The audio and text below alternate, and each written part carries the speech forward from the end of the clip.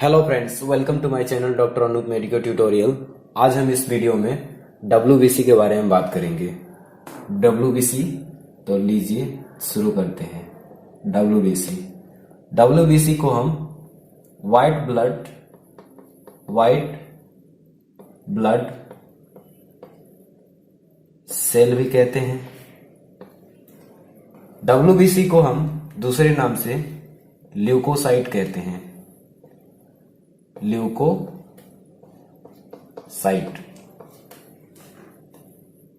WBC को हम दो भागों में बांटे हैं उसके ग्रेनुल्स के आधार पे, क्योंकि WBC हम देखते हैं माइक्रोस्कोप में तो कुछ वो ग्रेनुलर नेचर के देखते हैं, वो दाने दाने टाइप के दिखते हैं। तो कुछ दाने दाने टाइप के दिखते हैं, उनको हम ग्रेनुलोसाइट में रखते हैं, और जो दाने दाने नहीं दिखते हैं उनको हम एक ग्रेनुलोसाइट में रखते हैं। तो जो दाने दिखते हैं उनको हम ग्रेनुलोसाइट कहते हैं, जो दाने दाने नहीं दिखते हैं उनको हम एक ग्रेनुलोसाइट दिखते हैं। कैसे देखिए, जैसे कि ग्रेनुलोसाइट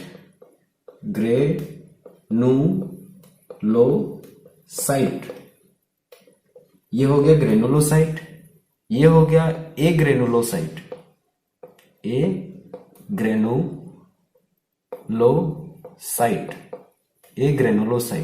यानी कि ये जो भी सेल होंगे यह ग्रेनुल्स फॉर्म में नहीं होंगे, और यानी कि ये जो सेल होंगे ये सब ग्रेनुल्स फॉर्म में होंगे।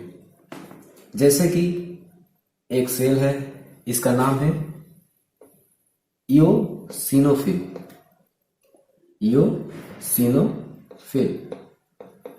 दोस्तों, इओसिनोफिल अगर हम इसको देखते हैं माइक्रोस्कोप में तो कुछ इस प्रकार दिखेगा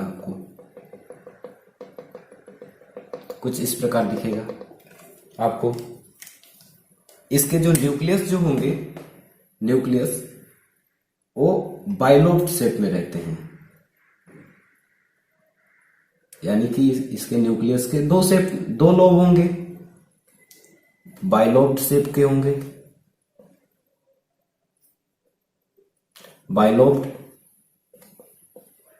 बाइलोब्ड शेप। अब देखते हैं दोस्तों, जब हम इसको किसी भी सेल्स को हम माइक्रोस्कोप में देखते हैं, उससे पहले हमें उस सेल को अच्छी तरीके से उसे देखने के लिए हमें स्टेन करना होता है, यानी कि उसको कलर करना होता है। तो कलर हम जनरली डाई से करते हैं। डाई क्या है? एक कलरिंग एजेंट है।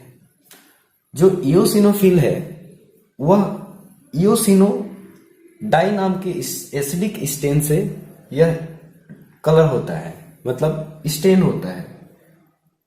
इसीलिए हम इसको इओसिनोफिल कहते हैं। यानी कि इओसिनो एसिडिक डाई से स्टेन होने की वजह से इसका नाम इओसिनोफिल नाम पड़ा। दूसरा देखते हैं दोस्तों, तो दूसरा जो है वह है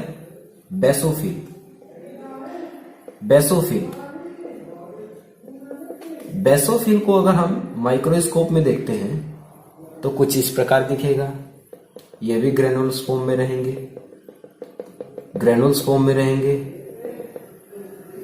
इसके जो न्यूक्लियस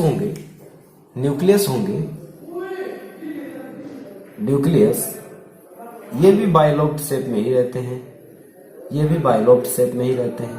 लेकिन एनसीईआरटी में इसे ट्राइलोब्ड शेप दिया गया है। ट्राइलोब्ड शेप का बताया गया है कि बेसोफिल होता है। अब हम इसे देखते हैं कि माइक्रोस्कोप में कैसा दिखेगा। तो इस सेल्स को हमें माइक्रोस्कोप में देखने के लिए भी हमें क्या करना होगा? इसे डाई से स्टेन करना होगा। किस डाई से स्टेन होगा यह सेल? तो यह क्या होगा? यह बेसिक डाई से स्टेन होगा। ब्लू बेसिक डाई स्टेन से, इसीलिए हम इसको बेसोफिल कहेंगे। इसका नाम हम बेसोफिल कहेंगे क्योंकि यह ब्लू बेसिक डाई से स्टेन हुआ है। और यह eosinophil orange eosinophil acidic dye से स्टेन हुआ है। यह क्या हुआ है? ऑरेंज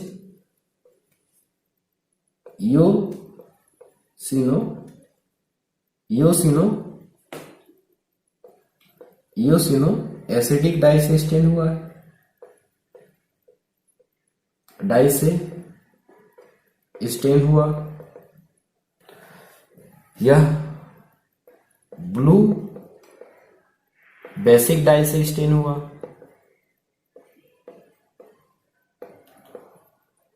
डाई से स्टेन हुआ, इसीलिए हम इसको बेसोफिल कहेंगे।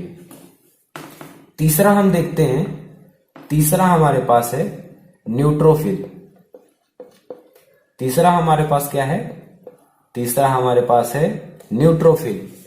न्यूट्रोफिल से नाम से ही आप समझ सकते हैं कि यह कैसा सेल है? ऐसा सेल है जो कि बेसिक डाई से भी हम इसको स्टेन करते हैं तो स्टेन हो जाता है, और एसिडिक डाई से भी स्टेन करते हैं तो इसे यह स्टेन हो जाता है।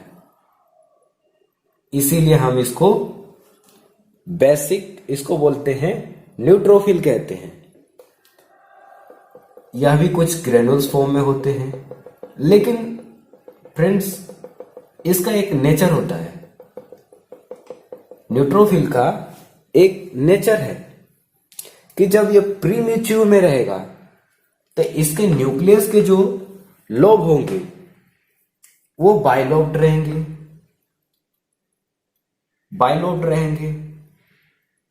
लेकिन जैसे जैसे यह बढ़ेगा, प्रीमेच्योर से मैच्योर में कन्वर्ट होगा, यह इसका जो लॉब्ड होगा न्यूक्लियस का वह भी बढ़ेगा। Number of lobed will increase as it increases to its maturity.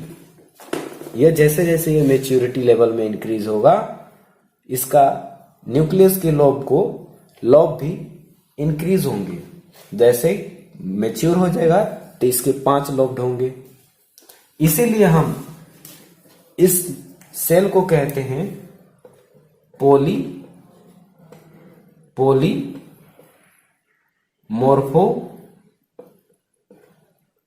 Nuclear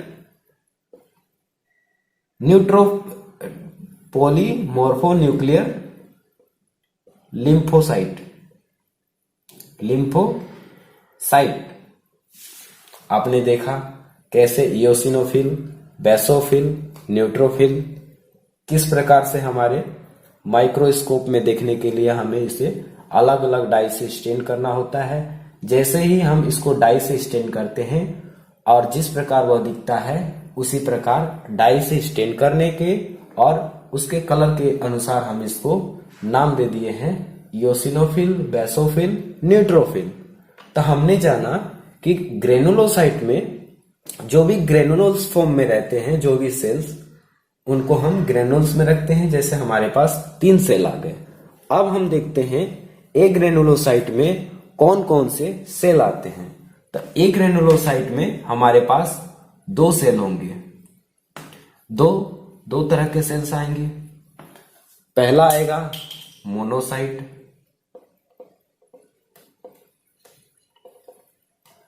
monocyte, दूसरा आएगा लिम्फोसाइट।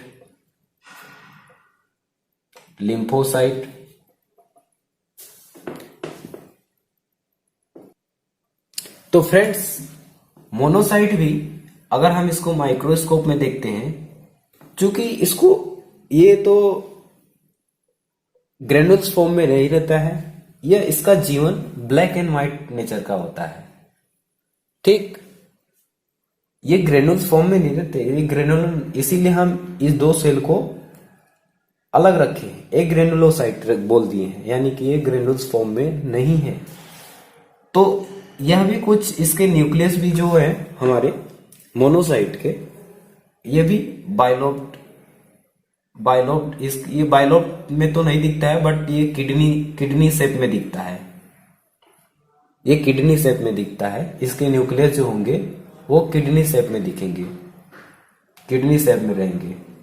और इसके जो न्यूक्लियस होंगे वो सर्कुलर कह सकते हैं आरबीसी के जो आकार होता है उस शेप में आपको देखने को मिलेगा, क्योंकि ये ब्लैक एंड व्हाइट नेचर के होते हैं।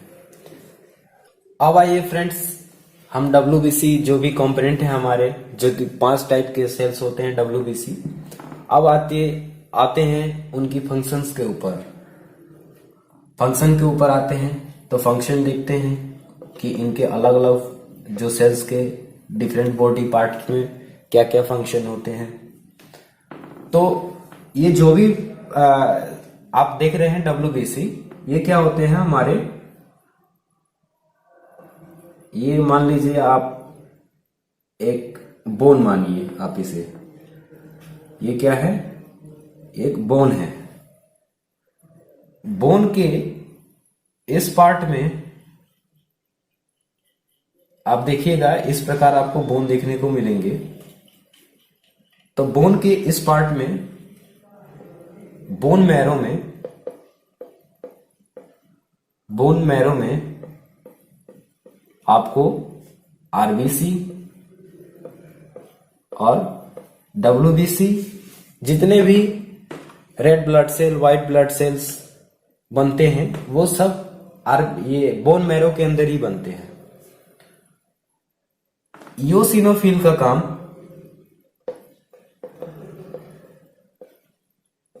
फिर जब हमारे शरीर में पैरासाइट एंटर करते हैं, जैसे कि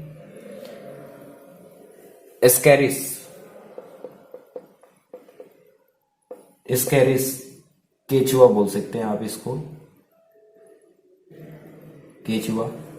पेट में अगर केचुआ हमारे इंटेस्टाइन में अगर इनकी संख्या बढ़ती है, पेट में केचुआ एंटर कर देता है, स्कैरिस पैरासाइट एंटर कर देता है, इओसिनो क्या करता है, इओसिनोफिल अपना नंबर्स बढ़ा देता है, संख्या बढ़ा देता है, और क्या करता है, स्कैरिस के, केचुए के जस्ट ऊपरी सतह पे आके चिपकने लगता है और इसके सेल्स को, इसके बॉडी को डैमेज करने की कोशिश करता है। इसी में इसकी संख्या बढ़ जाती है, यह एक्टिव हो जाता है। सीबीसी में अगर इसकी संख्या, सीबीसी में इओसिनोफिल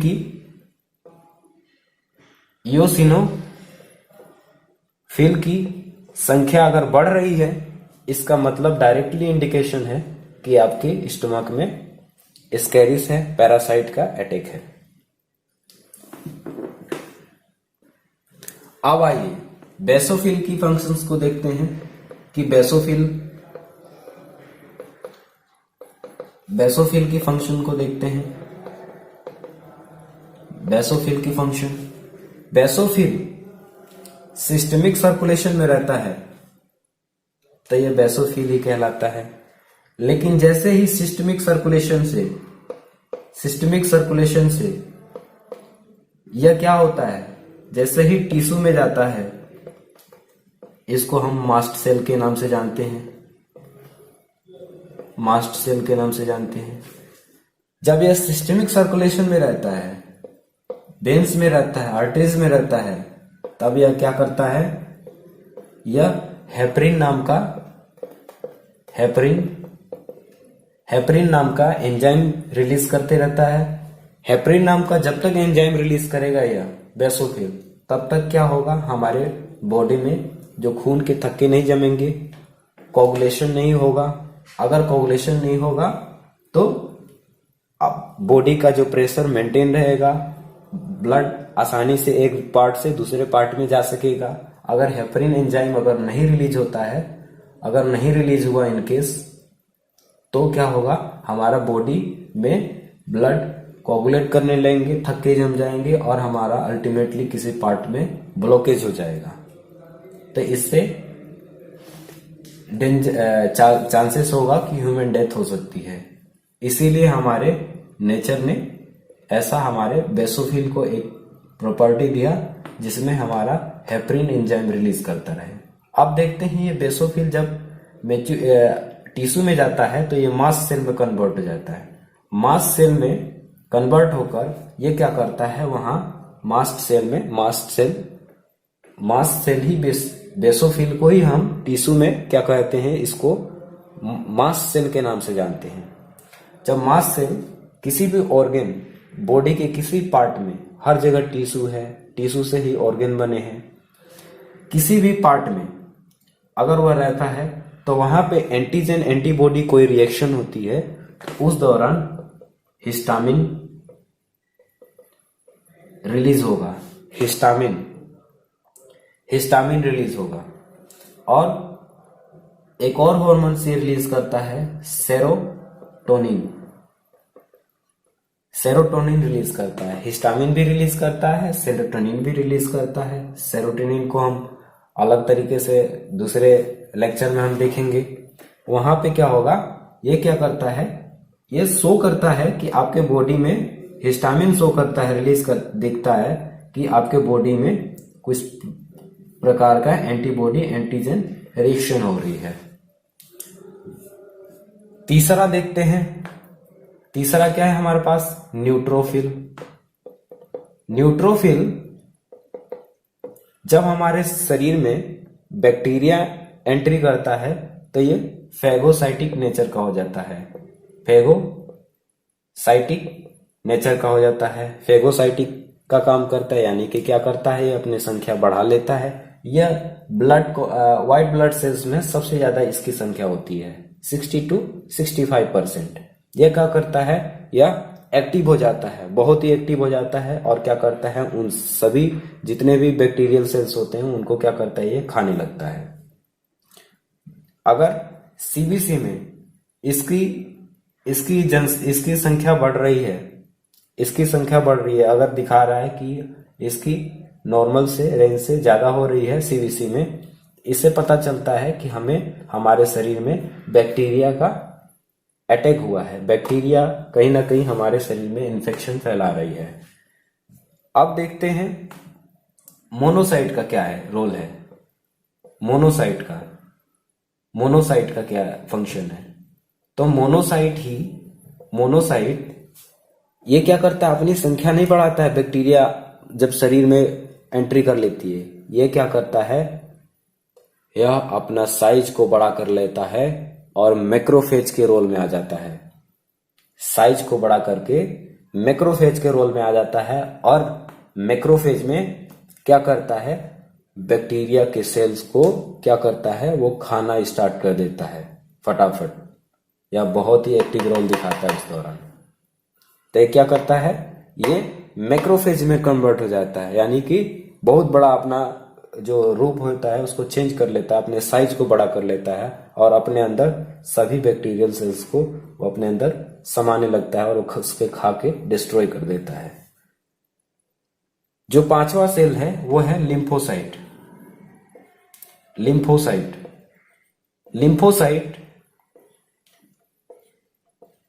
दो तरह के सेल्स बनाते हैं। लिम्फोसाइट बोन मैरो से निकलता है तो ब्लड में दो तरीके बनाता है, एक होगा बी लिम्फोसाइट, दूसरा है टी लिम्फोसाइट।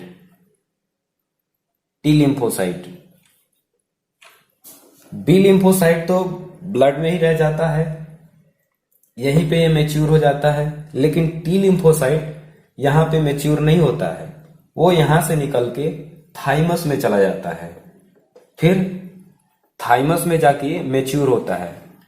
ये क्या करता है कि जो भी कैंसरस सेल है या फिर वायरस ने क्या किया, किसी सेल को डैमेज कर दिया, ये क्या करते हैं, उस सेल्स को डिस्ट्रॉय करते हैं, कैंसरस सेल्स को डिस्ट्रॉय करते हैं। यह ब्लड कैंसर में भी इनका रोल, टी हेल्पर सेल के माध्यम से इनका रोल क्या करते हैं, यह कैंसरस सेल को डैमेज करते हैं। दूसरा आ गया बी लिम्फोसाइट क्या करते हैं, जब बैक्टीरिया और वायरस हमारे बॉडी में एंट्री करता है तो एंटीजन को पहचान करके वो क्या करता है, बैक्टीरिया के एंटीजन पेप्टाइड चेन्स को देख करके वो क्या करता है, उनके लिए एंटीबॉडी तैयार करता है। यह क्या करता है, उनके लिए एंटीबॉडी तैयार करता है। एंटीबॉडी फटाफट क्या करेगा, एंटीबॉडी तैयार करके उनके लिए, उनके अगेंस्ट में इसको खड़ा कर देता है ताकि जाओ और लड़ाई करो। और ये क्या करता है, लिम्फोसाइट्स क्या करते हैं, लिम्फोसाइट में, लिम्फेटिक वेसल में एक और काम करते हैं ये लोग। लिम्फेटिक वेसल्स में क्या करते हैं, जो लिम्फेटिक नोड होते हैं उसमें ये क्या करते हैं, जो भी टिश्यू सेल से जो भी फ्लूइड मटेरियल्स है उनको क्या करता है, फ्लूइड मटेरियल्स को नोड्स में लेके ये क्या करते हैं, बार बार उनकी जांच करते रहते हैं ताकि गलती से कहीं ये जो इन्फेक्टेड तो नहीं है फ्लूइड, वो बार बार चेक करके अगर इन्फेक्टेड नहीं है तो क्या करते हैं, रेस्ट ऑफ द जो भी फ्लूइड है सेल्स के अंदर से, वो फ्लूइड को इकट्ठा करके फिर क्या करता है, सिस्टमिक सर्कुलेशन में वो ले जाके डाल देता है और फिर से वो क्या करता है, फिर सिस्टमिक सर्कुलेशन में वो वाटर की तरह कन्वर्ट हो जाता है। वहां पे वायरस की जांच करता रहता है, इन्फेक्शन की जांच करता रहता है। अब देखते हैं कि व्हाइट ब्लड सेल्स जो है हमारे एक नॉर्मल एडल्ट में कितना होना चाहिए। तो 4500 टू 11,000 माइक्रो लीटर होना चाहिए, अगर 11,000 से ज्यादा है तब भी दिक्कत हो रही है, तब भी दिक्कत हो जाएगी। क्यों? इससे पता चलेगा कि हमारे जो इम्यून सिस्टम है वह हाइपर एक्टिव है, कहीं ना कहीं इन्फेक्शन है हमारे शरीर में, कुछ ऐसे बैक्टीरिया है, कुछ ऐसे वायरस हैं जो कि हमारे शरीर में एक बहुत बड़ा इन्फेक्शन फैला रहे हैं। इसीलिए हमारा क्या होता है, कभी कभी और कम भी हो जाए, अगर यह कम भी हो जाता है तो कहीं ना कहीं हमारा जो सेल्स है उस कमी होने की वजह से कहीं ना कहीं या तो हमारा प्रॉपर रूप से बोन मैरो हमारा बना ही नहीं रहा है, इसके वजह से भी। तो अगर 4000 से कम भी होता है, 4000 से अगर कम हो जाता है तब भी दिक्कत है, तब हमें सीबीसी को रिपोर्ट के देख के हमें डॉक्टर से कंसल्ट करनी चाहिए। अगर सीबीसी में रिपोर्ट में अगर 11,000 से ज़्यादा है तब भी हमें डॉक्टर से कंसल्ट करने की ज़रूरत है, क्योंकि अगर नॉर्मल हम देखें तो यह 4500 से 11,000 के बीच में रहना चाहिए। वोमेन्स में डिफरेंट रहते हैं, मेन में थोड़े से डिफरेंट रहेंगे, चाइल्ड में डिफरेंट रहेंगे, लेकिन एक लोग जो एवरेज है वो सभी के लिए कॉमन है। तो चाइल्ड को छोड़ के मैन और वोमेन के लिए 4500 टू 11,000 माइक्रोलीटर रहनी चाहिए। आई होप यह व्हाइट ब्लड सेल से रिलेटेड यह वीडियो आपको पसंद आए। अगर पसंद आती है तो मुझे कमेंट कीजिए, आगे भी इससे रिलेटेड हम और भी अच्छी वीडियो बनाते रहेंगे। Thank you.